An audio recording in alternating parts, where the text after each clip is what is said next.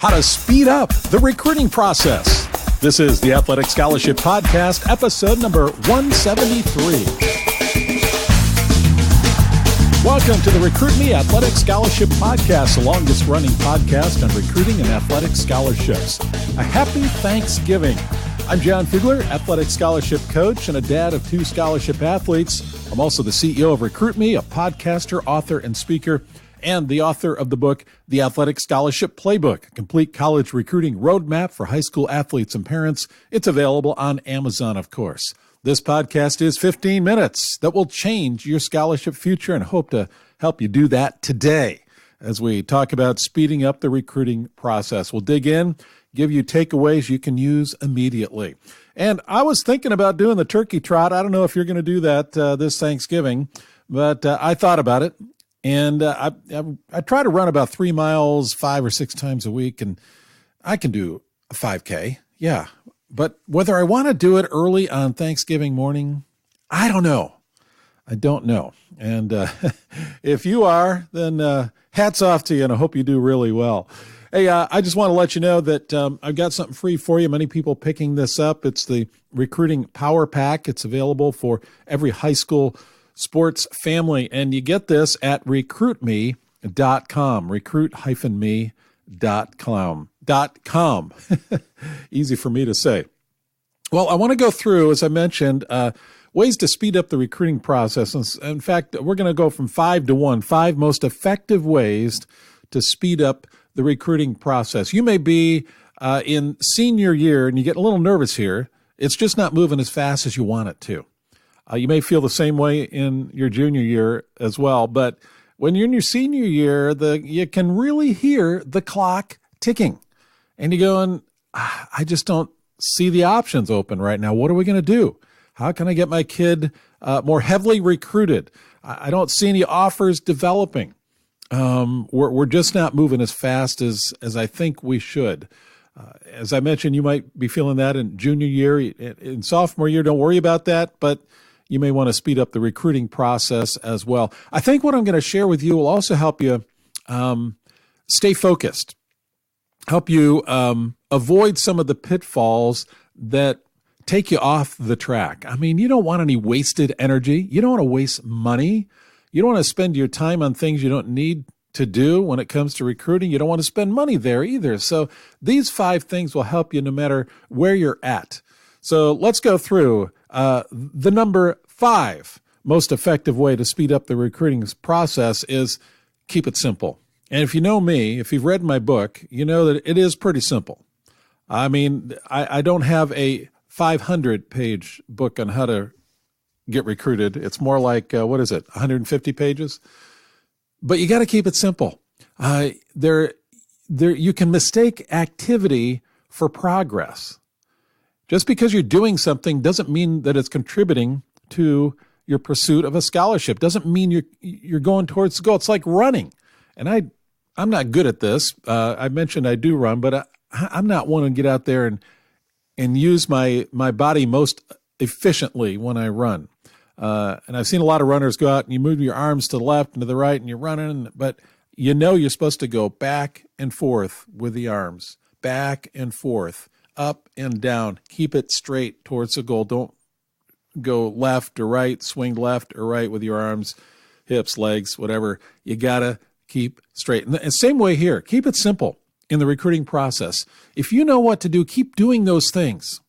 Do the things that work, but keep it simple. So that's the 5th most effective way to speed up the recruiting process. You save a lot of wasted energy and wasted time, and it helps you keep moving forward.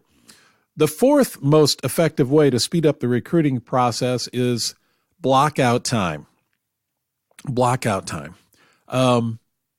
It's plain and simple. I mean, this isn't rocket science, but we tend to just peck at recruiting here and there.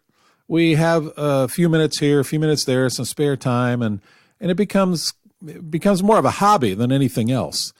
If you're serious about speeding things up, if you're serious about this athletic scholarship, man, you have got to block out time like it's your job.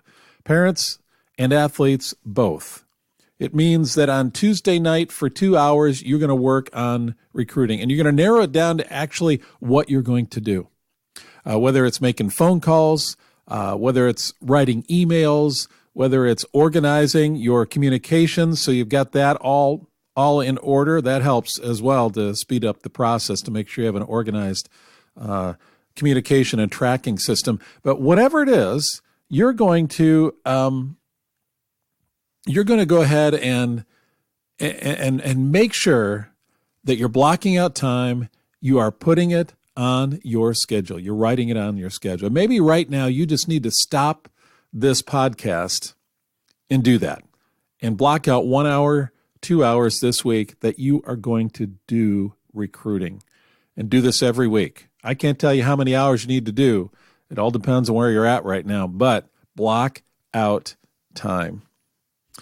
So the third most effective way to speed up the recruiting process, don't get sidetracked. Don't get sidetracked. And what I mean by this is, just give you an example. There may be one coach or program that you're really focusing a lot of time and attention on, and it gets to the point where you're focusing too much time and attention. I can understand if you're coming down to the last 2 or 3 programs that you're making your choice. We're not talking about people in that position. If you're in that spot, you're in good shape. You're in the sweet spot where you're down to 2 or 3 schools that you are considering. But for most people, most athletes and families, you're not at that point right now. You've got a lot of options open. You may not have enough options open, but you have definitely not narrowed it down to your 2 or 3 top ones at this point, where you got a lot of activity, you're being recruited and coming to the end of the process. But you get sidetracked by spending so much time with one program and with one coach that you forget about the others. And you want to make sure that, I talked about keeping focus, and that's important to stay focused, but you got to keep your options open as well. And what you need to do is make sure that you've got all your recruiting options that you're working on, the schools, the programs, the coaches. You're keeping those balls in the air. You're keeping those balls in the air, and don't get sidetracked by just going after one and forgetting about the rest. That's what makes balance so important in the process. So that's one way you could get sidetracked. You just get totally involved in one school and forget about the rest, and then you lose progress in those areas. Other things you can do to get sidetracked, as well as I do. You can get sidetracked, as I mentioned just a few minutes ago, by just doing too many things. You just got activity going. You think that just if I do enough, something's going to stick. But if you're not, as I said, keeping it simple, staying focused, you can get sidetracked. So don't get sidetracked. That's the third most effective way to speed up the recruiting process. The second most effective way to speed up the recruiting process is this. You want to set challenging goals that ignite action. You could get bored. You could lose your momentum. As time goes along, the recruiting thing just is not exciting anymore. That's normal. That happens. So what I want you to do is to set challenging goals. You might want to, if you have goals set already, you might want to rip that sheet off and start fresh. But anyway, say in the next 3 months, what are the most challenging goals that you can set? In the next 30 days, what are the most challenging goals that you can set? These challenging goals should ignite action.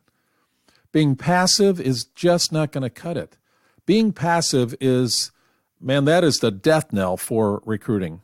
If you decide you're going to sit back and wait, or you're going to take an extended break, things will slow down. So you want to set challenging goals, one that stretch you, ones that, as I said, ignite you to action. That will get you off the dime. That will speed things up for you. That'll speed things up for you in the recruiting process. So that's number 2. And now the number 1 most effective way to speed up the recruiting process, and it ties in with number 2, and that is act with urgency. I don't care if you're a sophomore, a junior, or a senior. Act with urgency. You can't, as I said, go about this like it's just a hobby. You got to remember, this athletic scholarship is a high-stakes game. You're competing with so many other athletes, so many other families. This is financially for you, it's a big deal. It should be a big deal. And you need to act with urgency. Don't take it casually. Don't do that.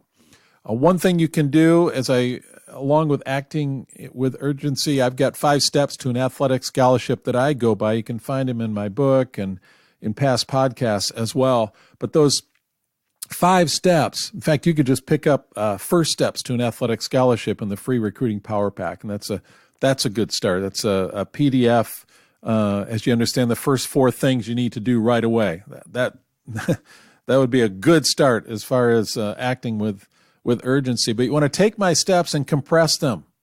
The 5 steps that I lay out for you can be done over a period of several months. Well, what if you were to take those and act on them over a period of several weeks, where you say, we are running out of time here. We've got to speed up the recruiting process. I've got to start getting some responses, developing relationships with coaches. We'll take those steps and compress them. And that's what I advise families to do when they're getting behind the 8 ball on recruiting, that to compress those steps, do them more rapidly, and this speeds up, of course, the recruiting process. So those are the 5 things. Take one of them. Take one of them and just work it. I'm not expecting to do all 5 right now. You might be overwhelmed as you listen to this, but which one of these rings true to you the most? Is it keeping it simple? Is it blocking out time? Is it don't get sidetracked? You're focusing too much on one thing or one coach. You're preoccupied with that program. Is it setting challenging goals that ignite action, or is it acting with urgency, compressing the 5 steps to an athletic scholarship? Which one of those rings true? Well, I want you this week, even though it's Thanksgiving week, what I want you to do is to determine and make a decision right now that you're going to act on one of these things in order to speed up the recruiting process. As I close here, one of the things that I live by, and I try to, as I pursue my goals and in my work and also here with Recruit Me, as I ask this question, it comes from the one thing. And I would invite you to ask this question too in your recruiting. What is the one thing I can do that by doing it would make everything else easier or unnecessary? What is the one thing I can do that by doing it will make everything else easier or unnecessary? Another way of looking at it is dominoes, all lined up. And you hit the first one and all the rest fall behind it. What is that first domino for recruiting in your life right now that you need to knock over? What is that one thing? What is that first domino? Think about that. It ties into what we're talking about here as far as speeding up the process and keeping it simple and stepping back and saying, okay, when it comes down to it, here's the one thing that I can do that by doing it will make everything else in my recruiting easier or even unnecessary. Think about that, and I wish you a great Thanksgiving. Thank you for tuning in so faithfully, and I encourage you to tell your friends also to listen to the Recruit Me Athletic Scholarship Podcast. God bless you. Take care. Talk to you next week.